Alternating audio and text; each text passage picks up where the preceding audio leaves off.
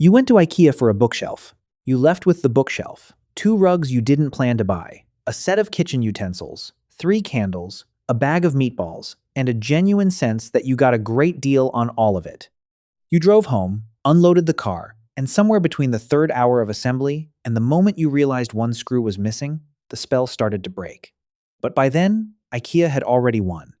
IKEA is not a furniture store. It's the most sophisticated retail experience ever built into a single building, and it has been quietly perfecting itself since 1958.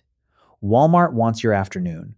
Amazon wants your thumb. The casino wants your sense of time. IKEA wants something more ambitious than any of them. It wants to sell you a life you don't have yet, make you believe you found it yourself, and send you home so satisfied with the experience that you'll come back and do it all again.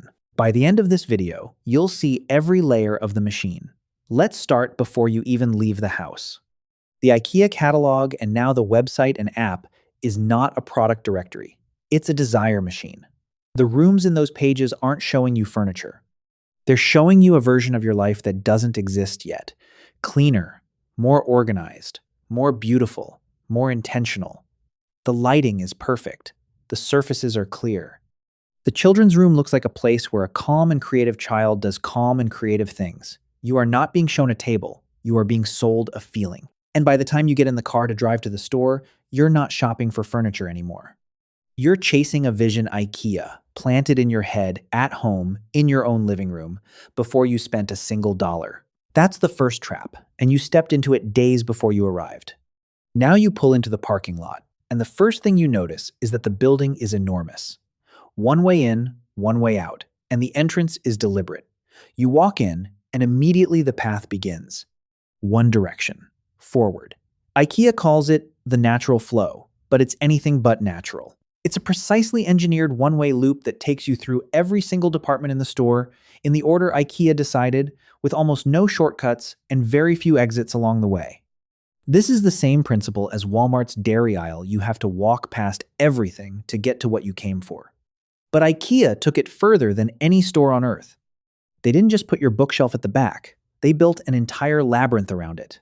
The path through a full-size IKEA covers roughly 2 miles. 2 miles of showrooms, displays, and products you never plan to look at, all of which you walk past because there is nowhere else to go. And they publish a map. Right there at the entrance, a floor plan of the whole route. People take it. They study it. They still get lost. Not because they're bad at maps, but because the map was never designed to help you navigate efficiently. It's there to make you feel oriented while the building quietly does its work. Now let's talk about the showrooms, because this is where IKEA does something no other store does as well. You don't walk past shelves of furniture. You walk through rooms. Fully staged, perfectly lit, carefully assembled rooms that look like real homes, better than real homes, actually, because every surface is clear, every object is placed with intention, and everything matches in a way that your actual home never quite does. And as you walk through them, something happens that designers planned for. You stop thinking about what you came to buy, and you start imagining what your life could look like. This is called aspirational staging, and it's extraordinarily effective because it shifts your frame from, do I need this, to, could I have this? Those are completely different questions. One requires a practical answer. The other opens a door that's very hard to close. You're not evaluating a $12 candle holder. You're holding a piece of the life on display, and the life on display looked good. Every item in the showroom has a small yellow tag with a price that feels almost unreasonably low. IKEA is famous for this, and it's deliberate. The prices are real and often genuinely competitive, but they're placed in a context, next to fully staged, beautiful rooms, that makes them feel even smaller than they are. You're not comparing the candle holder to other candle holders. You're comparing it to the version of your life where that showroom is your living room. Against that comparison, $12 is nothing. Then there are the bin sections, the market hall, after the showrooms. Thousands of small, cheap items, kitchen tools, storage boxes, picture frames, pillows, plants. You've been walking for 40 minutes. You've been surrounded by beautiful rooms. Your sense of what a reasonable purchase looks like has been gently recalibrated by an hour of aspirational staging. And now here's a spatula for 79 cents, a set of glasses for $4, a throw pillow for $6. Your brain doesn't evaluate these against your budget. It evaluates them against everything you've just seen, and against the fact that you're already here, already in the spending mindset, and the items are so small and so cheap that putting them in the cart feels almost careless not to. This is what psychologists call the door-in-the-face technique in reverse. IKEA showed you the big stuff first, the sofas, the wardrobes, the beds, and by the time you reach the cheap small items, your price anchoring is completely off. $4 feels like nothing after you've been looking at $600 wardrobes for an hour. The market hall is designed to come after the showrooms for precisely this reason. Halfway through the route, you'll find the restaurant. Meatballs, salmon, cheap hot dogs at the exit. And this is one of the most underrated tricks in the entire building.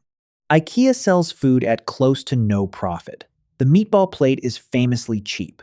That's deliberate. It's a loss leader. The same concept as Walmart's milk. But here it serves an extra purpose. A customer who is hungry is an impatient customer who wants to leave. A customer who has eaten is relaxed, comfortable, and in a better mood. Better mood means more time in the store. More time in the store means more in the cart. IKEA figured out decades ago that feeding you cheaply is one of the best investments they can make per customer, because a full, comfortable person browses longer and regrets purchases less in the moment of making them. The restaurant is also placed roughly halfway through the route, just when your feet are getting tired and the temptation to find an exit is strongest. Sit down, eat, rest, and then get back on the path. Now, the pricing itself, because IKEA has one more trick that almost nobody notices. The furniture comes flat-packed. You carry it, you load it, you drive it home, you assemble it. That is work IKEA is transferring to you, work that in any other furniture store would be done by the manufacturer and included in the price.